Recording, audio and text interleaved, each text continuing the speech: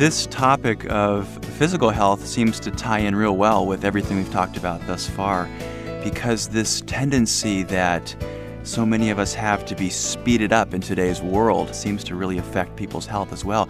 People are always saying things like, I don't have time to exercise, I don't have time to get enough rest, I don't have time to do yoga, I don't have time to meditate, I don't have time to prepare healthy meals, so I've got to eat fast food.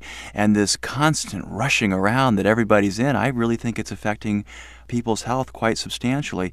Now, you have to understand that I'm not a medical doctor, and so the observations that I make are purely those of just an ordinary citizen, but I do meet an awful lot of people and have made some what I think are pretty interesting observations. And one of those observations is that people tend to view health as an absence of illness. So if they're not just chronically in pain or they're not coughing or they don't have the flu, they say, well, I'm pretty healthy.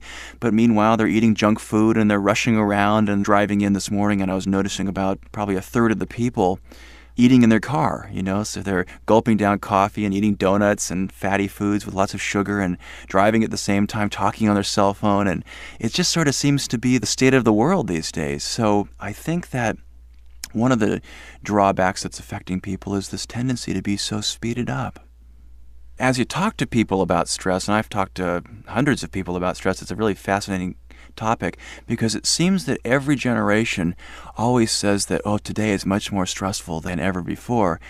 And in a way, I suppose it's true that times are very stressful, but if you think about it, the opposite argument could also be made, that we actually have, many of us who are fortunate, I should say, have many conveniences that we've never had. We have technology to help us. We've got instant banking, great transportation, great communication systems, the internet. Many people have computers or access to computers, and just on and on, all this great technology, day timer system, time-saving gadgets, microwave ovens, all these things designed to help us, to make our lives easier, more secure, give us more time. Yet, people act as though they have less time than ever before. So obviously, if time-saving gadgets and technology were the answer, we would all be in nirvana today.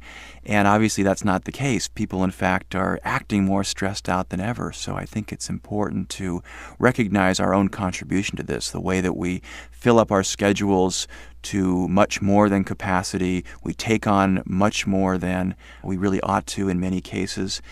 And this feeling of being rushed and pressured for time is affecting people in so many ways. People are coming up with chronic pain and chronic fatigue and chronic illnesses and all sorts of complaints physically. And people are visiting doctors and chiropractors and various health practitioners at an alarming rate, I believe. And people just aren't taking the time necessary to take care of themselves physically. I think if people would slow down just a little bit, back off a little bit, and reflect on the truly important ways that they might be able to help themselves physically, they'd find that there are things that we can do by slowing down. We could make a little time for exercise. It always makes me kind of chuckle when people say, I don't have time for exercise, because when people ask me if I have time for exercise, I say, as I start to get older, I'm realizing that I don't have time not to exercise. If I can extend my career a few extra years by being healthy, if I can get sick less often, take better care of myself, in the long run, I'm saving time. But if you're not getting enough sleep and you're rushing around and drinking too much caffeine and engaging in all sorts of negative, harmful habits, and we all know what those are, drinking too much, eating too much, gaining weight, doing all these things that so many people do, it really wears you down, this constant barrage of stress that they feel, that they assume is coming from outside themselves and is imposed upon them in some way. Affects their level of energy. Then when you talk to them, we've spoken in earlier sessions about this beautiful quality of being very present and having a strong presence and building rapport with people and making that connection.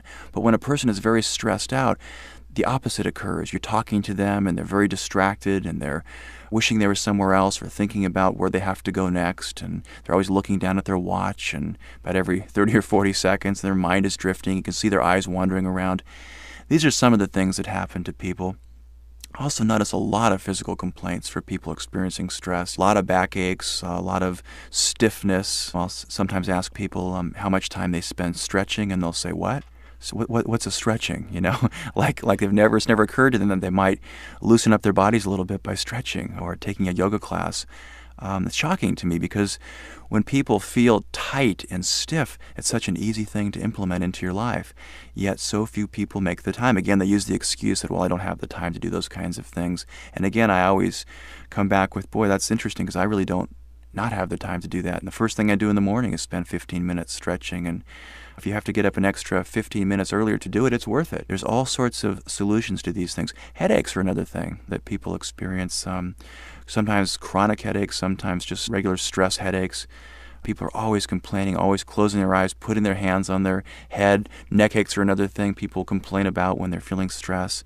There's just all these kinds of things. And, of course, tiredness and listlessness are on top of the list, and that encourages people to want to go home and therefore engage in a lot of times very negative habits. People feel tired at the end of the day, stressed out, so first thing they do is they head to their local bar or they go home and have a couple of drinks on a regular basis and thinking that's going to make them relax. And, of course, it's common knowledge that when you drink too much, you can't sleep very well and you gain weight, and it encourages you sometimes to eat things you shouldn't eat. And so you get into these vicious cycles. And sometimes these cycles are hard to get out of, but when you do, I'm always under the impression that you're either on a vicious cycle in life or a virtuous cycle, and you can always turn it around at any moment. You can engage in a bad habit every day for most of your life, and then one day decide, hey, I'm not going to do this anymore. And like magic, you can change the whole direction of your life.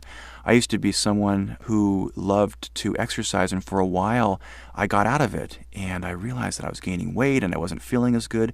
One day, I made the decision, you know what, I'm going to start exercising again. That turned into daily walking, then daily running, and then eventually turned into a series of marathons that I've run, the 26-mile marathon, which is something I'm very proud of. It's a long ways, and it's a great goal to train for. Now, not everybody wants to run. Some people want to walk, or they want to take a dance class or do some skiing or whatever, horseback riding. But I think the important thing is to do something, is to find something that you enjoy and put yourself on that virtuous cycle and make the best of the situation that you're in. Some people say to me, your life must be a lot different than mine. I don't have any time to exercise. And I'll say, well, do you have a lunch break? And they'll say, well, sure, but I've got to eat during lunch. Well, I was talking to an executive of a Bay Area business about that very issue, and he told me that I decided to start having one walking meeting a day.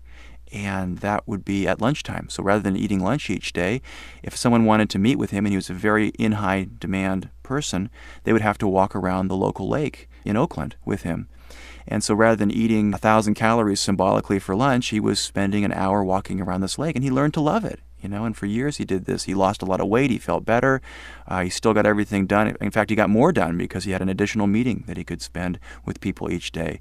So there's all these sorts of creative things that people can do if they decide that's what they want to do.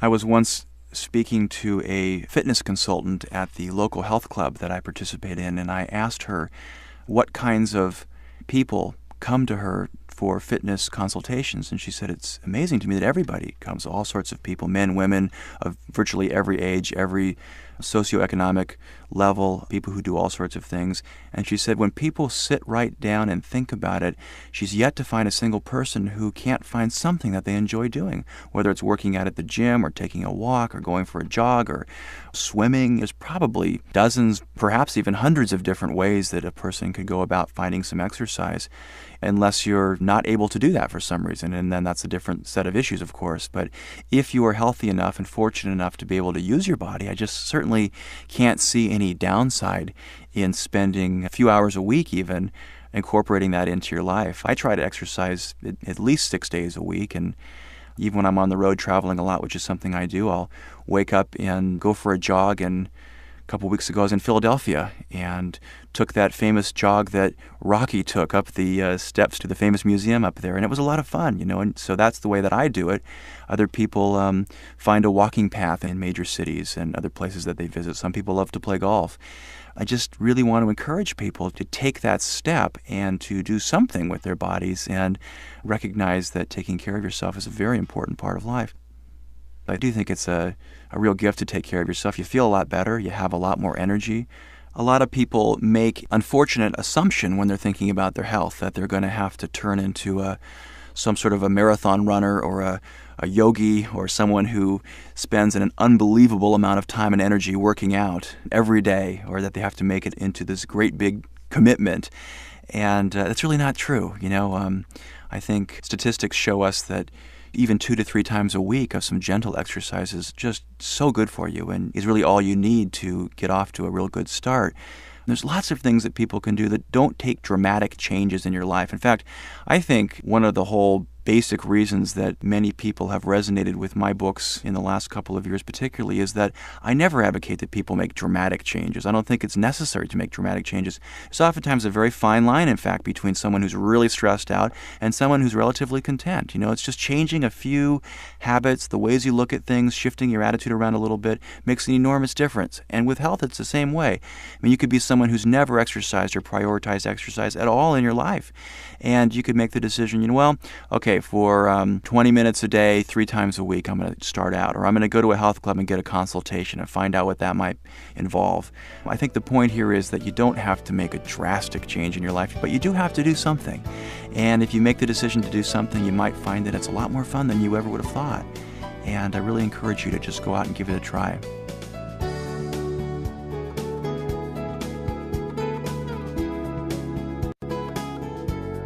There's no question that stress has become an epidemic in American culture. It's just something that everybody talks about.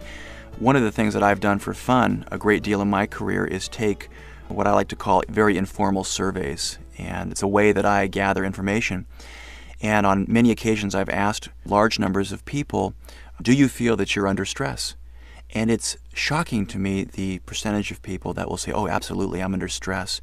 And it crosses all barriers. I mean, it's everybody. Young people, old people, middle-aged people, people who are wealthy, people who are poor, people who are middle class, people who work 9 to 5, people who are self-employed. Everybody says, oh, I'm so stressed out, it's unbelievable. When I go to corporations now, the people that hire me to speak say, oh, I'm so glad you're here because this is the most important issue facing our corporation. When people are stressed out, they're angry, they tend to fight with their employees, they get defensive, they quit a lot, they show up late, they exhibit all sorts of passive-aggressive behavior. If they get laid off, they tend to sue people or at least be very angry and hostile. And when people can reduce their stress even a little bit, it pays enormous dividends. And so stress clearly has become a really big buzzword in our society. Yet I really feel that there are so many things that people can do to really reduce the stress in their life. And in fact, I'd like to discuss 7 essential steps here for reducing stress that I think can help practically anybody. I think to begin with, it's very important to understand the assumption that inner peace is possible even in the midst of stressors. In other words, when you're assuming that something is very stressful, it's important to know that there are people who don't look at that situation as stressful. In other words, for one person working in a rape crisis hotline would just absolutely stress them out to the max. They couldn't handle that kind of pressure. For someone else, it's a very thrilling experience to be that helpful to people in such dramatic fashion. Another example would be someone who works in the emergency room. In fact, I have a brother-in-law who works in emergency rooms. He's absolutely calm as a cucumber. He loves it. He thinks it's a wonderful way to be of service to patients, and it is. Many people cannot handle that kind of pressure, even people in the medical industry. They just cannot do it because it's too stressful. So you have to realize, first of all, that even though something seems stressful, it is possible at some level to feel peace in the midst of all that chaos. I think that this particular topic or this particular strategy is something that I try to keep in mind in my own life all the time, that whenever I start to feel stressed out, I remind myself that I could be looking at this differently. I know it's possible. Maybe I don't feel it right now, but I know it's possible for me to experience the situation differently. And very often, just reminding myself of that tends to cool me out a little bit, to make me feel a little bit less stressed out and maybe take the situation a little less seriously. The next step is a fun one. It involves having the humility to admit that getting what you want isn't the ultimate answer. So often in life, we convince ourselves that I would not be stressed out if I got a 10% raise. I just would not be stressed out if I could just get a better car, or I would not be stressed out if my kids would just grow up a little bit or treat me differently, or there's just all these conditions that we put on our happiness that if only things were different, I would be happy. That myth is very easy to dispel because all you have to do is look back on your life at all the hundreds, perhaps thousands of times you'd convinced yourself of the very same thing, and yet here you are, unhappy again, stressed out again. Many people convince themselves that of some words that I have found are so common in our culture today, and that is these words. This is a particularly stressful time. How many times do you hear that? This is a particularly stressful time. This week, after I get through this week, everything's going to chill out. Everything's going to be fine. I'll be much more relaxed. One of my best friends is just absolutely the greatest guy in the world. I'd say this is probably his most glaring funny thing that he says on a regular basis. He'll always say to me, okay, after this month is over, boy, my life's going to calm down. He's been telling me this for about 15 years now, every month. The truth is, life is not going to accommodate us with fewer demands.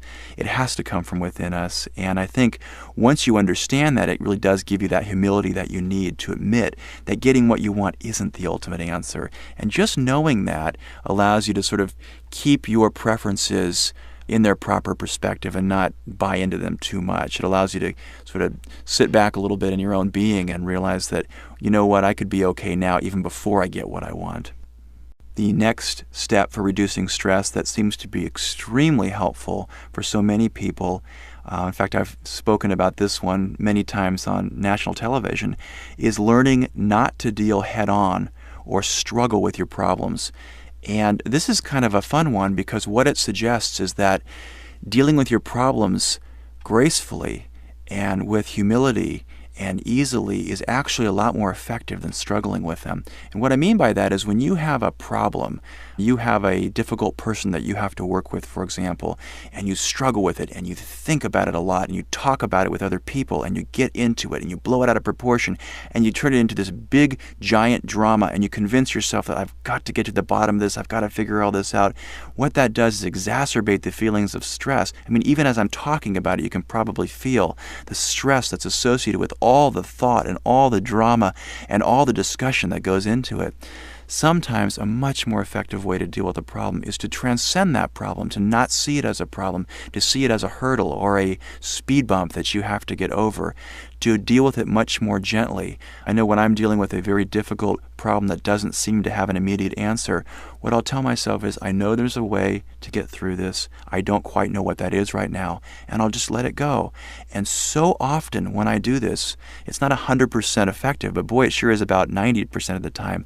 I'll notice that later that day, an idea will come to me, and I'll say something to myself like, hey, that's what I needed to do. That's what I have to do. That's how I have to change. That's how I have to approach this problem.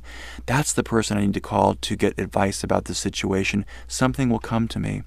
So the gist of this suggestion is to just back off a little bit of your problems, not treat them like front page news. You know, so often we get this image in our mind that our problem is so significant, you know, and it's like when I blow my problems out of proportion, it'll be like, I'll imagine the problem on the front page in the New York Times, like Richard Carlson has serious problem, you know? And I think the idea is to minimize that problem as much as you can and maybe put it on the back page or put it on page 39 instead in the lower right-hand corner, to see it as a smaller issue instead of this monumental thing that you're never going to get through. And I hope that if you do that, you'll find that struggling with your problems becomes far less appealing. The next step for reducing stress is to understand that stress originates in your thinking. It involves not getting so caught up in your thinking. And I've always felt that one of the most freeing insights a person can have about stress is to understand a very seemingly complex sentence, which I'll probably say twice to make sure that you really hear what I'm trying to say. And that sentence is, the fact that you're caught up in your thinking is more relevant to the stress you feel than whatever it is that you're caught up about.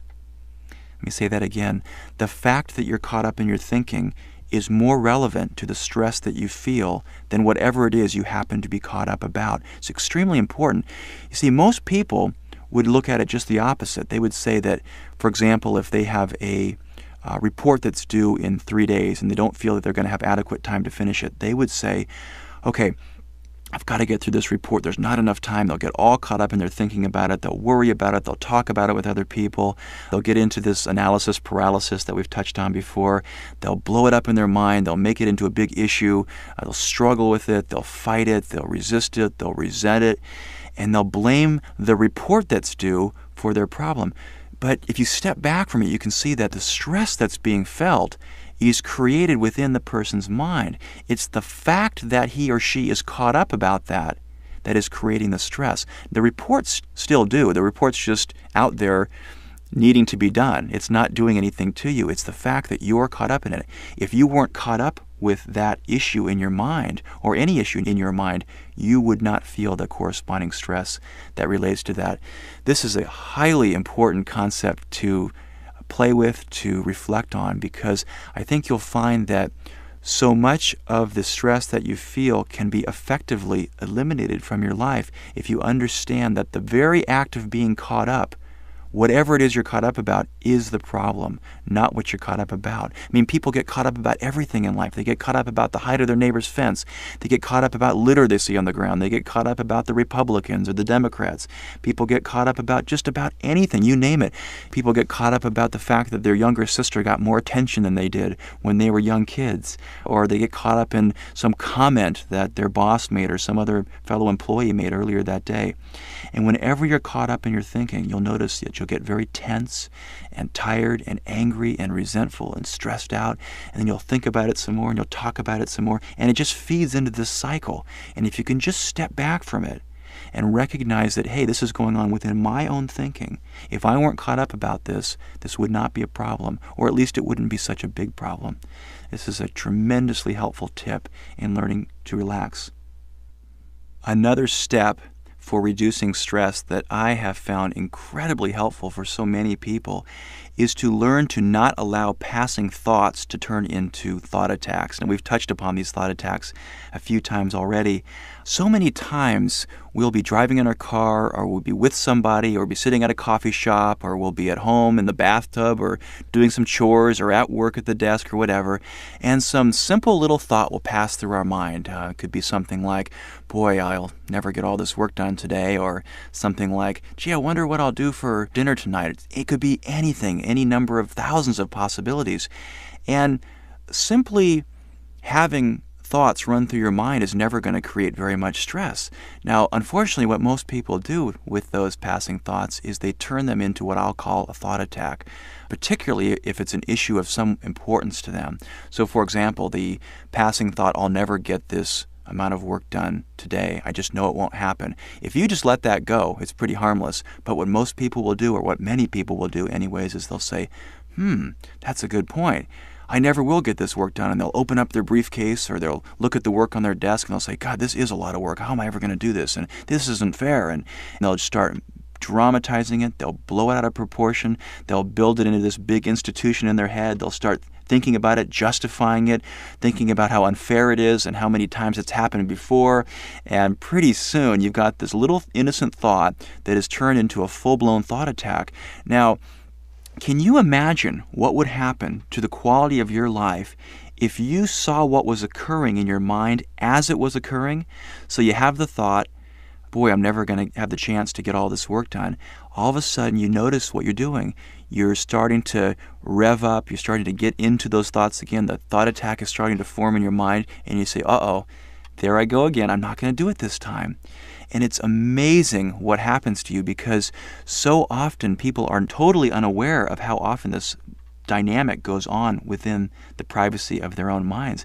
But many people will confess to me after hearing information like this that, gosh, I didn't even realize it, but I have these thought attacks hundreds of times every day. Everything from my spouse and my children and what's wrong with my life and my future and my past and my responsibilities. I start having all these conversations in my head. They start out very small and very innocent, and if I were to just let them go, everything would be fine. But I almost never do that. Instead, I take the thought and I build on it, and I build on it, and I think about other implications pertaining to those thoughts, and I build it up into a case in my head as to why I should be unhappy and why I should be stressed out. And this becomes a way of life for people.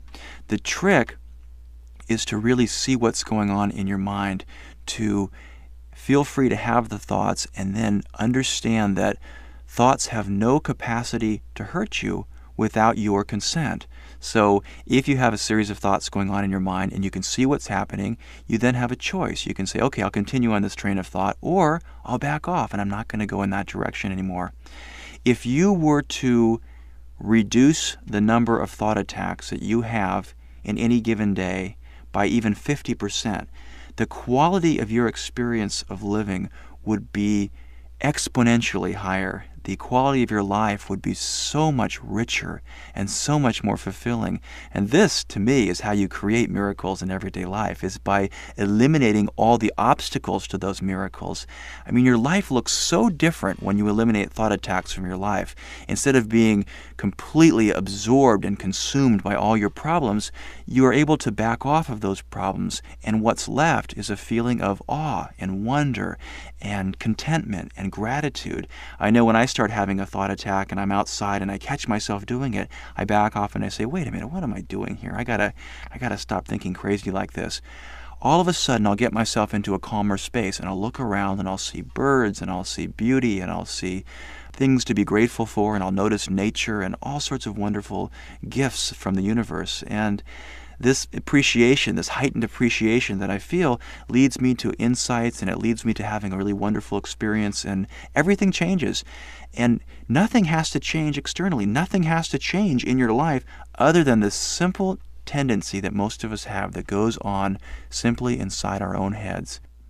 A related strategy or step for reducing stress in your life is to avoid the tendency or the temptation to get caught up in the details. I remember not too long ago, I was waiting in line at a post office, something very simple and mundane usually, and the line was very, very long, and there was only one person at the counter. And the person seemed to be moving intentionally slowly, and more often than not, I'm pretty good at handling situations like that. I usually bring a book with me, or I'm trying to practice patience, and I think I overall do a pretty good job. But this particular day, I was feeling a little annoyed, and I was looking at my watch, and I was in a hurry, and someone was waiting for me, and I was getting kind of uptight, and I eventually got to the front of the line, and I was as pleasant as I could be.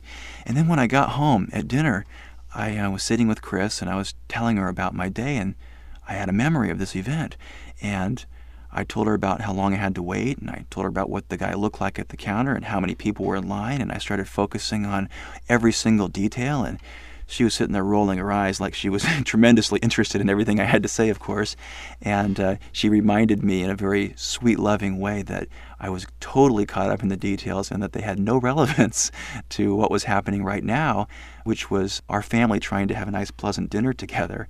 I tell you these stories because it's important that you know that even if you're committed to not getting caught up in the details, there are going to be times that you do it. We all fall prey to this psychological trap from time to time.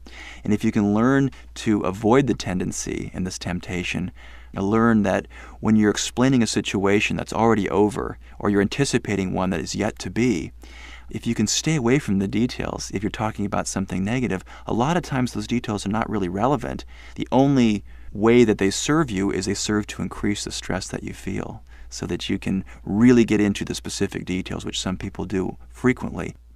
If you can avoid this tendency, you are going to feel a lot less stress in your life. And finally, the seventh step for reducing stress that I seem to experience as universal for most people is this idea of lowering your tolerance to stress.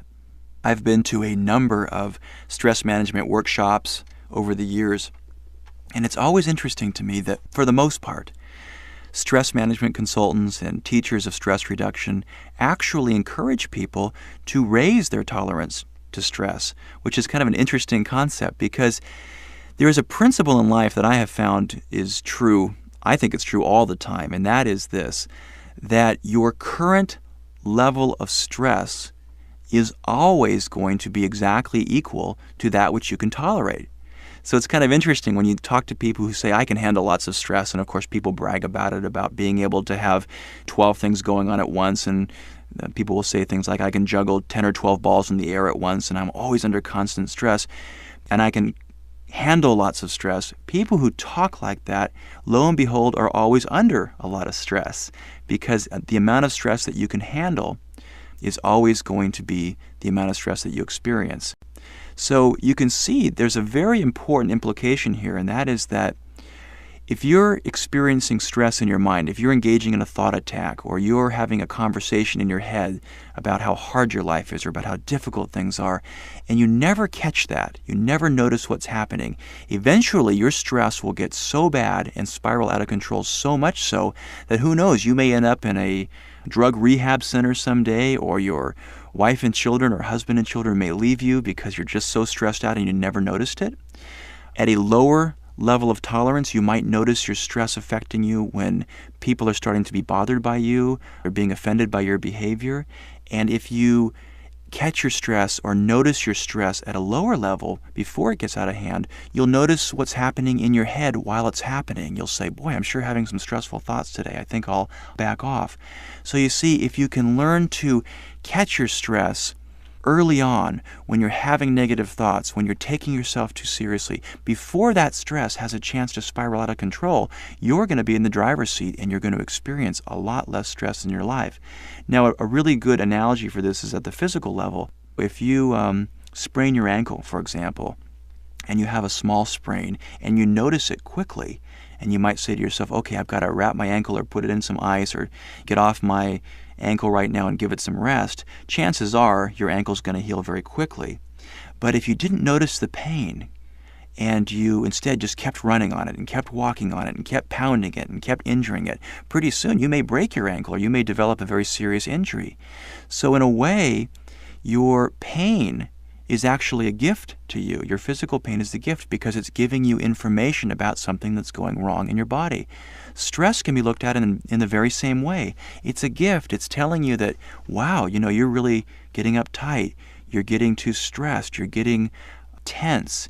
It may be time to back off or take a few deep breaths or slow down or take a day off or whatever. Take myself less seriously. So if you can notice that stress early and pay attention to it, it can be a real gift and a real lifesaver. And I know that I used to be a person a long time ago who could handle lots of stress, and I'd get really uptight, and the busier I got, the harder I would work, and I'd be scrambling around, rushing around, trying to do 3 or 4 things at once, and of course I was spinning my wheels most of the time. Nowadays, I can feel myself getting stressed out pretty early. I can feel myself getting irritable or bothered. And once I feel that, I'll say to myself, okay, it feels like it's time for me to get up and stretch or take a break or walk outside or go to lunch or whatever. It might be something very simple like that. Or maybe it's time to take a few days off or leave early that day from the office or whatever. The specifics aren't as important as the dynamic. The key to the dynamic is to understand that it's important to notice your stress early. And once you notice it, to back off of what you're doing, to not take yourself so seriously, and not engage in thought attacks and a lot of inner struggle.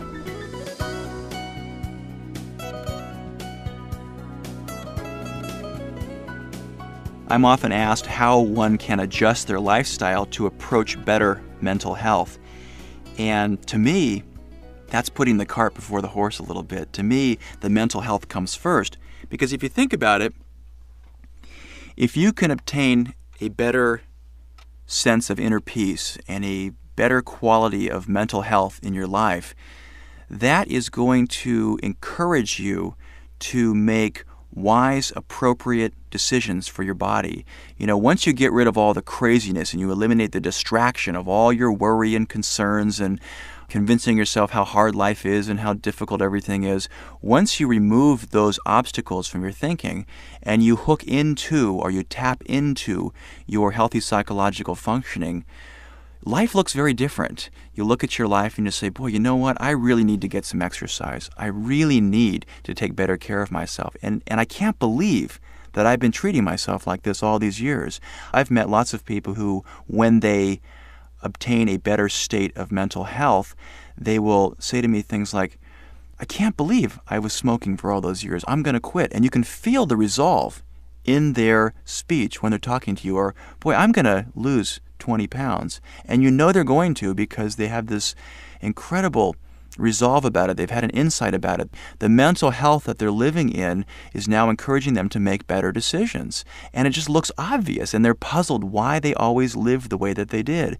And when someone gets this quiet resolve and they live in this state of healthy functioning, all of this becomes very obvious. A lot of people want to shift their lifestyle to say, okay, if I move to a different location or if I set up my life in a different way, that will allow me to exercise more. I met a series of people who moved to a particular apartment complex because this particular apartment complex had a swimming pool and this really neat weight room and a basketball court and tennis courts. And these were very busy-minded people who were very frenetic and hurried and never had enough time. And they told me they were moving to this great place because they were going to get all this exercise. And I asked them about a year later, how often are you guys using the equipment there? And they had almost forgot that there was equipment at this complex. They totally forgot why they moved into this great building. And that's really proof of what I'm saying, and that's the way people are. Now, if those same people had an insight or had a transformation of sorts into a better mentally healthy state, they would look at that situation very differently. They'd say, you know what I need to do is prioritize my exercise, or I want to start playing tennis, or I want to start going jogging, or whatever, or lift some weights. Life looks very different when you don't see it as an emergency, when you don't see it as a big, troublesome adventure, but rather a magical experience. I think the best way to create miracles in physical health is to make a commitment to do something, to really quiet down, access your healthy functioning, access this quieter part of your thinking, and to really tune in and ask yourself, what is it that I can do differently? So many people have such a resistance to change. They'll say, well, I can't make a change, and they'll have all these sophisticated rationales, which quite frankly always sound very reasonable. They'll say, well, I don't have time and got to go to work at 7 in the morning and don't get home till 6, and I've got a family, and all their reasons sound very good. And the problem is if you argue for your limitations, as Richard Bach said in Illusions, who said, if you argue for your limitations, they're yours. And you'll always be able to justify why you can't make changes, why your life is so difficult that you can't make time for exercise or a better nutrition or better diet or whatever. But those people who create miracles in their physical health are willing to make a change. They're willing to step up and say, I need to make a change and I'm going to do it. And I think if you make the commitment to do something differently, the what you do will present itself to you, whether it's learning to play a new sport, go skiing, play some tennis, start walking on a regular basis with some friends. Something will occur to you that will sound appealing and that you will be able to implement into your daily life. Good luck creating miracles in your physical health.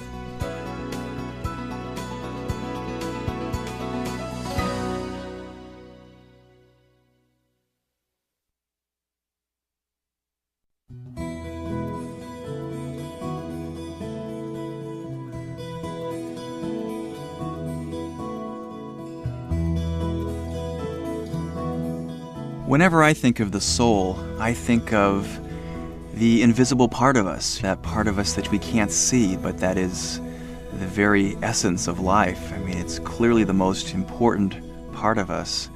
It's interesting if someone that you love were to die and you were with them on their deathbed. I remember when my grandmother died a few years back, I missed her dearly, but her body was still there. And so that which I missed was clearly not her body, because her body was still there, but I missed her soul. I missed her very essence. And I think putting some attention on one's soul and the nourishment of one's soul is extremely important. In fact, I can't really imagine how one would go about having a fulfilling, meaningful life without putting at least some emphasis on this topic. Because when your soul is fulfilled, and when your soul is nourished, and when your soul is on purpose and doing what you were meant to do here on earth, you feel this incredible sense of peace and equanimity and perfection. You feel like you're right where you need to be, and that things are unfolding just as they ought to be, even though sometimes it doesn't look that way. It looks like there's a lot of chaos going on. But when you're in touch with your soul, or when you at least point yourself in the direction of the soul and its importance, it really helps you keep things in perspective. It keeps you from being overreactive, and it keeps you on purpose in your life. And getting in touch with one's soul is really a matter of beginning to put attention on it, beginning to quiet down and remove all that excessive chatter that seems to go on in our minds all day long. I always think that when you're thinking about this and you're thinking about that and your head is full of concerns and you've got a very busy mind and there's all these things going on and all these concerns and all these plans and aspirations and regrets, and it's very difficult to be in touch with one's soul when your mind is predominantly filled up with concerns and worries. But as you pay slightly less attention to all that noise, what you're left with is this emptiness, this feeling of peace and calm. And from that feeling of calm arises insights and peace and feelings of well-being.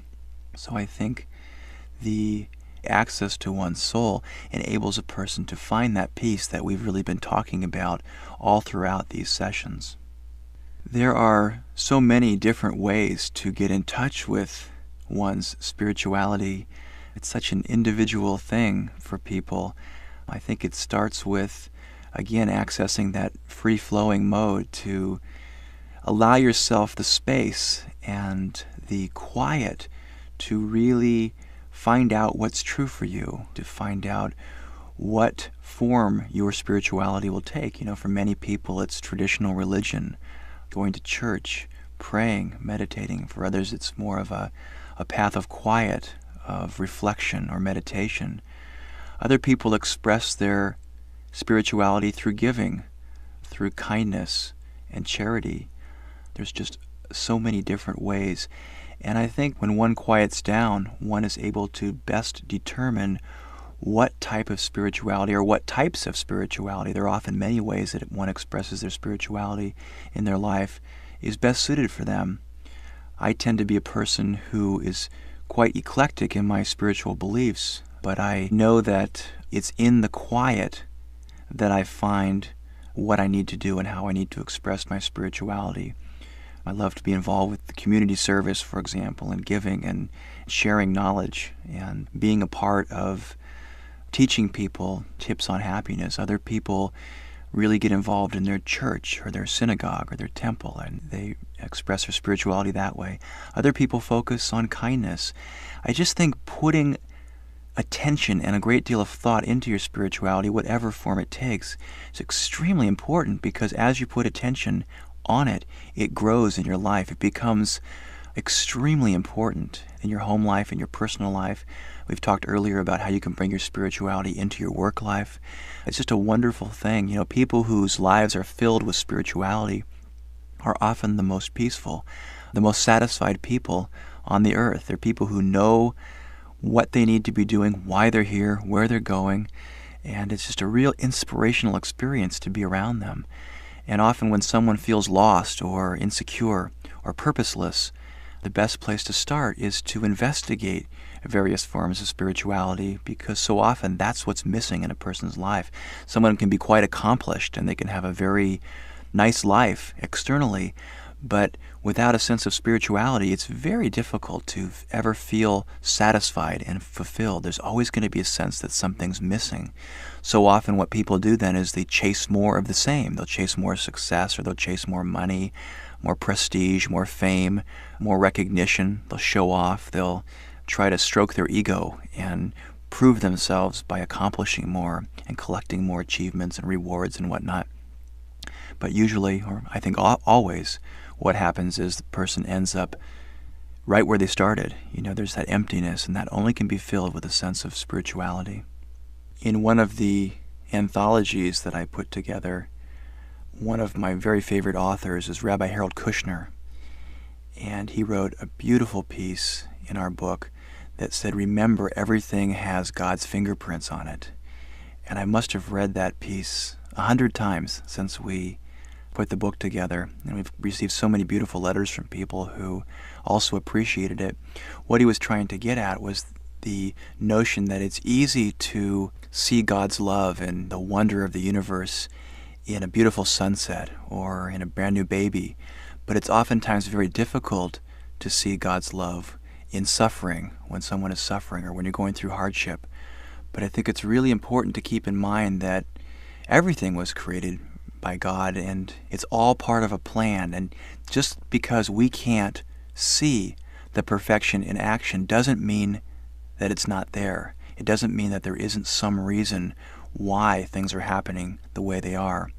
And when one reflects on this, it becomes slightly easier to be open to all of life, not just the beautiful parts, but also the suffering, and to do what one can to alleviate the suffering without being too overly concerned with the fact that your individual actions may not make enormous contributions, but they are doing something. One of my favorite quotes is also from one of our anthologies, from Mother Teresa. And she said, "We cannot do great things on this earth. We can only do small things with great love." And I think when we remember that, when we try to do small acts of kindness, we try to do our part to make the world a better place, it does make it easier to remember that God is everywhere, God's love is everywhere, the beauty of the universe is around us. And when we put our attention on that, it's just amazing what happens to the quality of our life. I mean, I notice things now. Perhaps part of it's just my conscious desire to do so. Part of it's probably because I have 2 children that I've been blessed with. But I know that when I look out around me now, every day, almost wherever I am, I mean, I see such beauty and I'm looking for goodness, so I'll see people doing nice things for each other, and I'll notice acts of kindness and acts of grace and how people reach out and help each other. And to me, this is all sort of God and the universe in action. And I think when you're looking for it, we've covered this several times during the earlier sessions, that when you're looking for something, you usually find it. So when you're looking for the ugliness and you're looking for all the justifications why we should have a right to be unhappy and why things are never just right, that's what you'll see. But when you're looking for beauty, that's also what you'll see. And I think that's one of the most important and significant ways that you can keep in touch with God's love.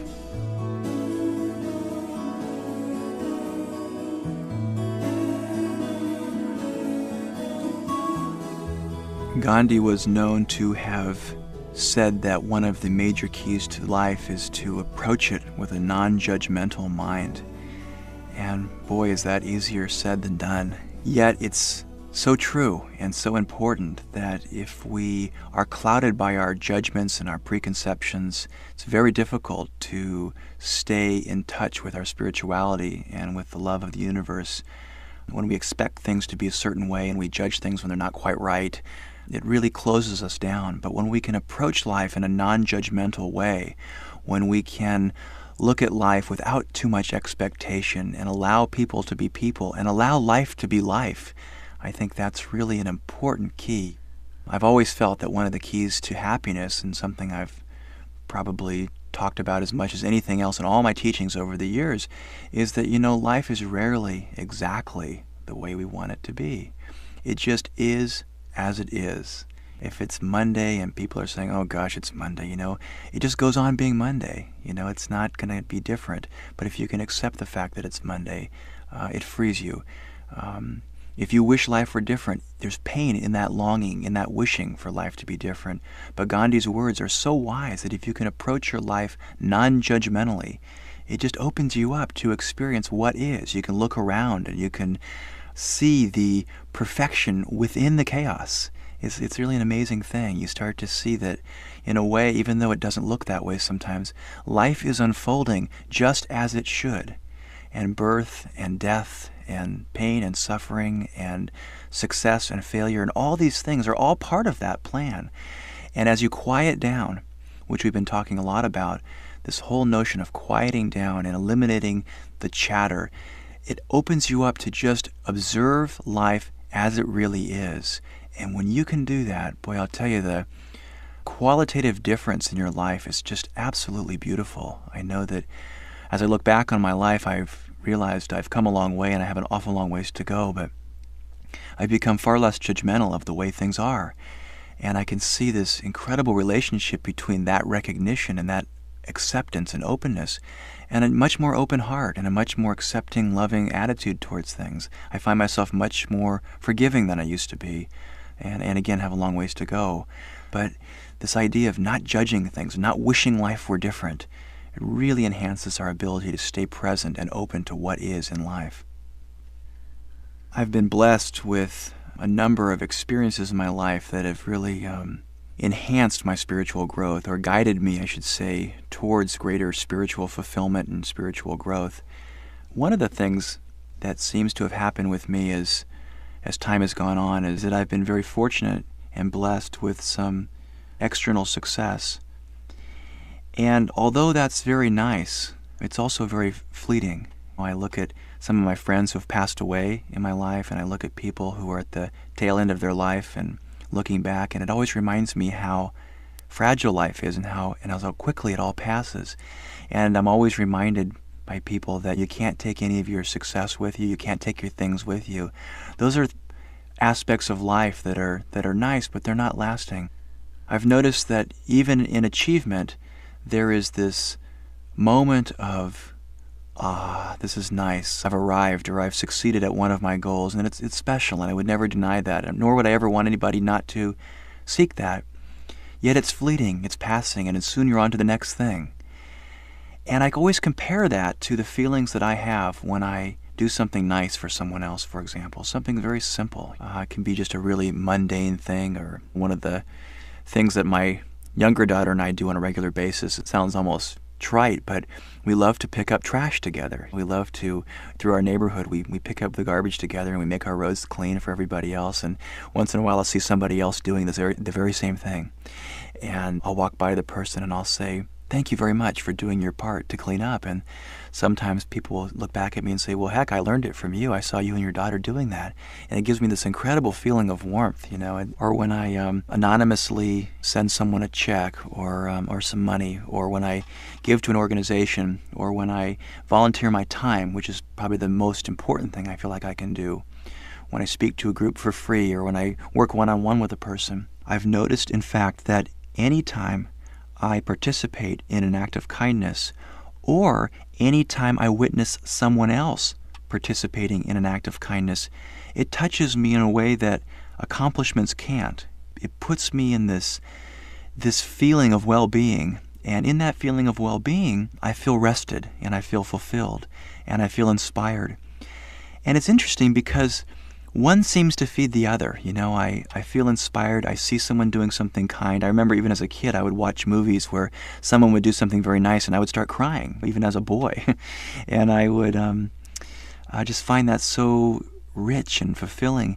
And nowadays, when I see acts of kindness, or when I see people reaching out and helping others, people who feel fulfilled in their own spirituality, whatever religion or spiritual path they're following, it touches me, it makes me feel inspired, and through that inspiration I feel more creative, and that invariably encourages me to do more, sometimes on the worldly level. So then I get an idea for another project, and I feel more inspired, and I do a better job on my next book, or whatever. So it seems to me that they all flow together, this idea of worldly accomplishments and spiritual activities and spiritual growth. They're all somehow connected. It's very difficult to explain articulately, but I think if you just start noticing this connection in your own life, you too will find it, and you'll find that you can have both. You can have accomplishments, and you can be proud of yourself, and you can want to succeed, and in fact you can succeed. But I hope that you'll always put your spirituality, even more important than that, on your order of importance, because when you're fulfilled spiritually, it does feed into the creativity and success that you will experience in life.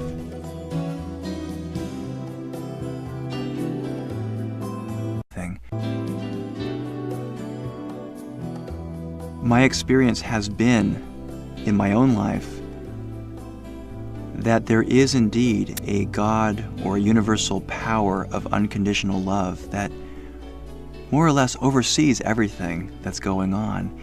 And proof of that in my own life is that I'm still here, that I am constantly forgiven for my blunders and my mistakes, and somehow continue to feel inspired to keep moving forward.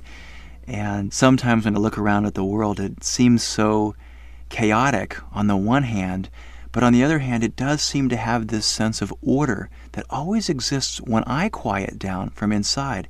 And that's always been interesting to me, because I've noticed that life on the outside seems to reflect what's going on inside of me. In other words, when I'm feeling hyper and stressed and resentful, bothered, irritated, annoyed, or whatever, I open my eyes and I see pressure, and I see problems, and I see hardship and suffering and unfairness, and I see all sorts of problems that seem so insurmountable.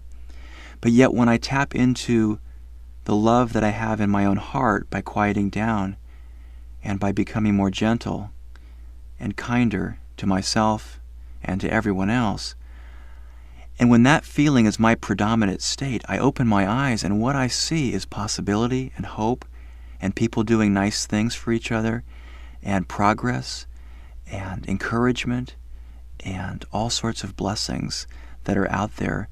And although there is suffering in the world, what I see is people trying to alleviate that suffering. So I know in a way there is this loving force that is in charge of things, and at times it's difficult to understand the suffering that goes on in life, and I certainly don't understand it myself very well.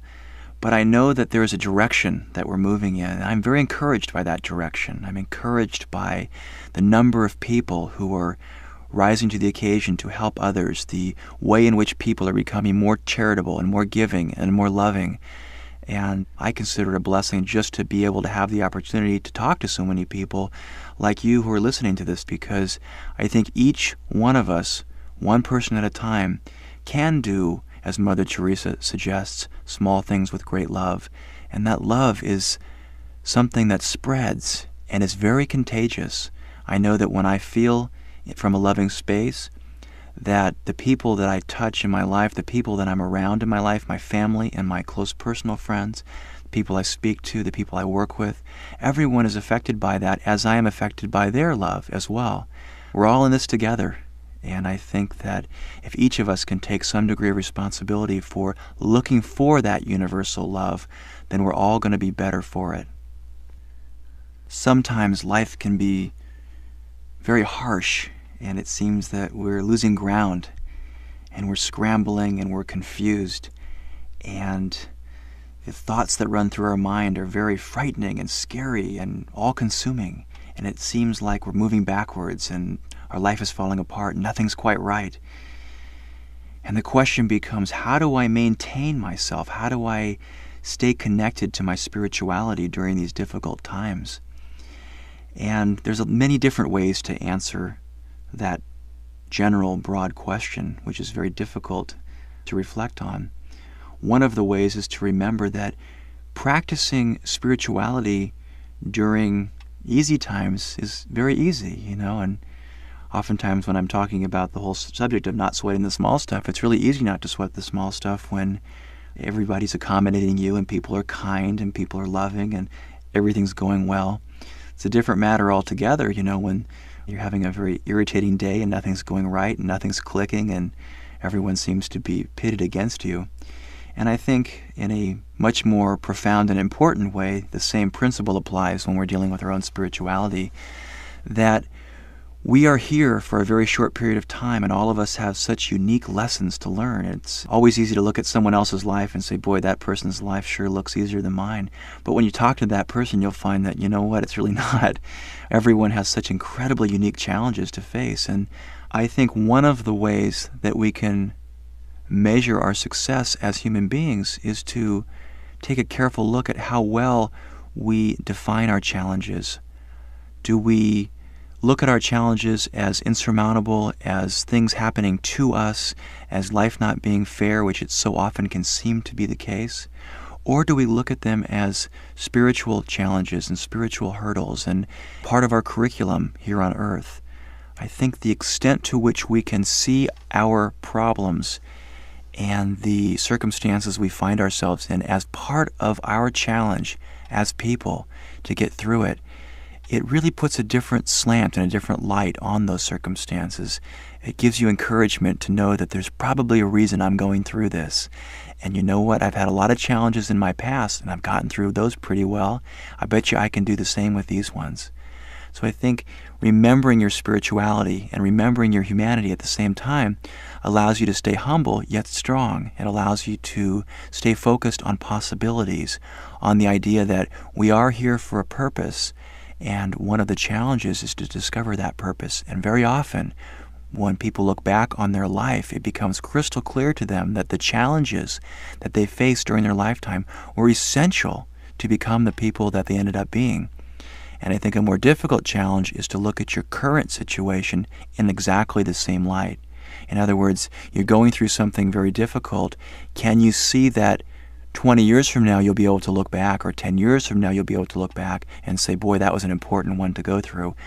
But the real gift is when you can be doing that same observation while you're going through these difficult things. So staying in touch with your spirituality during difficult times is essential. And I hope that you will stay hopeful that your spirituality and your connection to God and the universe can help you through these difficult times.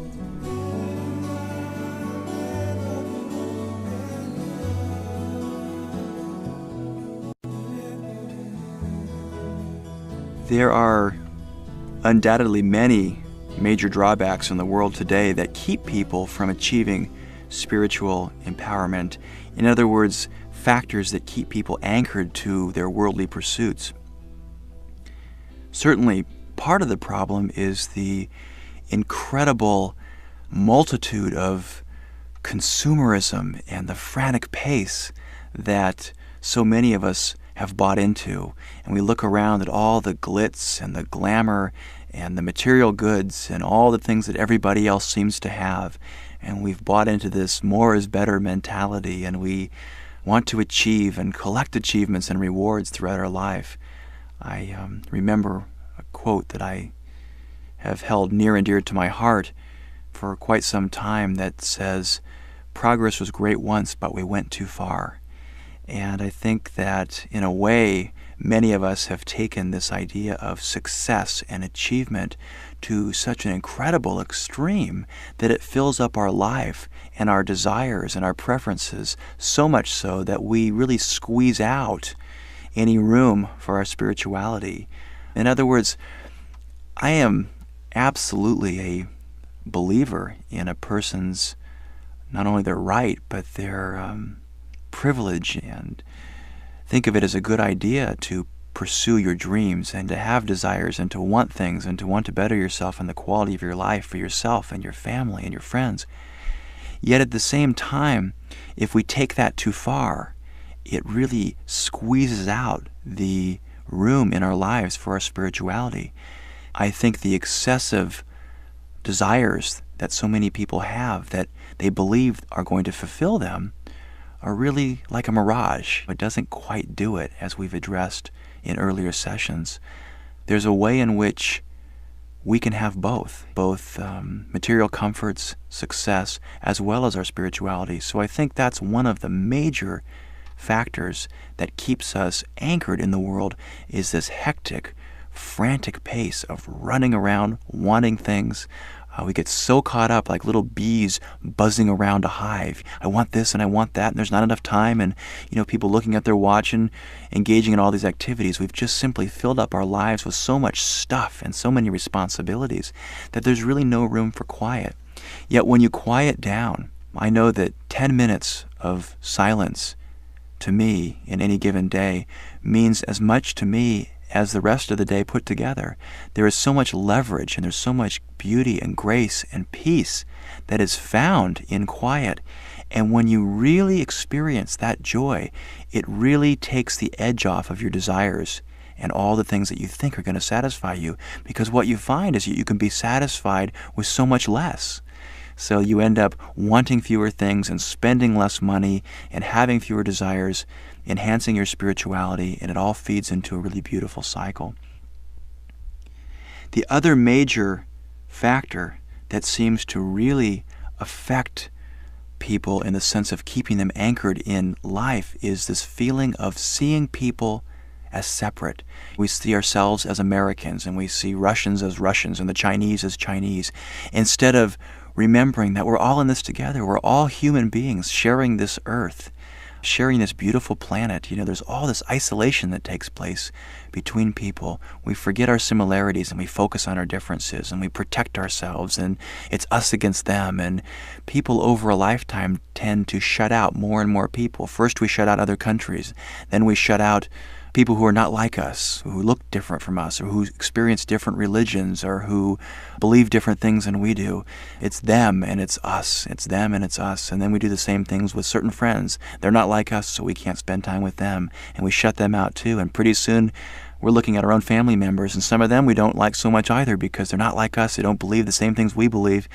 And part of spirituality is learning to accept people in a non-judgmental way, as Gandhi said, and really accepting people for who they are and for what they believe. Doesn't mean we have to change what we believe, but it does suggest the importance, if your desire is to have a life filled with harmony, that we begin to embrace people's differences and embrace different ways of doing things. Again, we don't have to change the way we do things, but this idea of acceptance and non-judgmentalness is so important if we wish to become all that we can be in a spiritual sense. Everyone that I know personally, or who have had the privilege of knowing in my life, who exemplified this type of spiritual living that we're discussing, has had certain characteristics in common. Almost always, their spirituality or their spiritual development has been the top priority in their life. Their desire to be peaceful people, to stay connected to God or to the universe, or however they express that. In all cases, the people were more concerned with what they could give than with what they could get back. They loved unconditionally. They give to others unconditionally. They have very healthy egos in the sense of feeling good about themselves and not needing a lot of credit, not needing to be special. We all are very special in one way, but we're also very ordinary. And it's really important to keep that in mind. When you rush around and have to prove yourself and how special you are and brag about your achievements and talk about it, this and that, it's, a stressful way to live, because you always have to keep reminding yourself how great you are. But when you can just experience yourself as a spiritual being who is special, but who's just like everybody else, it's a wonderful way to live and to be. And everybody that I've met that I would look up to as a role model of someone that I would just love to be like if I could, are people who have really dismantled their ego, who are very, very humble and loving and giving. And sometimes these people are extremely accomplished, but you'd never really know it in talking to them, because they don't focus on their achievements. They focus on contributions, on what they can give back. And being around these people has been so inspirational to me in my quest to become a better person and to be more peaceful all around. A number of years ago, I was working with a really nice guy who was a client of mine who came to see me, and he was really a together guy as far as I could tell, and as far as I was concerned, I loved everything about him. And he had this one major problem that he just couldn't seem to come to grips with, and it had to do with money. His primary concern was always money. He was always preoccupied with never having enough. And he became very despondent over time, feeling that he was trapped and had nowhere to turn. As we've discussed throughout the sessions so far, frustration is not your most productive state of mind. When you're frustrated, when you're stressed out, you really can't see answers and you can't see clearly. You get stuck in your habitual ways of looking at things, and this is clearly where Fred was at in his life. Very preoccupied with his concerns and worried, and very disconnected with his own spirituality. As Fred and I reflected on what was truly important in life, he discovered for himself that what was lacking was a real spiritual connection. And gradually over time, he made the commitment to reconnect with his spirituality. He learned to quiet down, to trust that quiet, other type of thinking that we've talked about so often, that free-flow thinking. And as he quieted down, the most interesting thing began to happen. He began to see answers that were always there, but that he had never considered because he was just so disconnected from his source of wisdom. Turned out that as he quieted down, he had a hobby that he was extremely proud of and good at. And he turned that hobby into a major source of income in his life. And eventually, I heard later on, he was actually able to quit his job and make his living with something that he loved to do.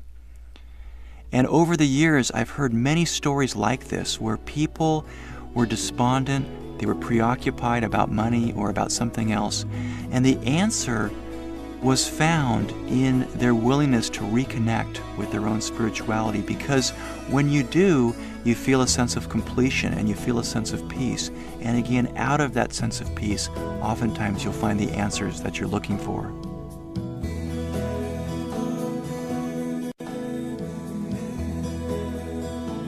Probably one of the most important goals in my life is to bring my own version of being a spiritual person into all aspects of my life.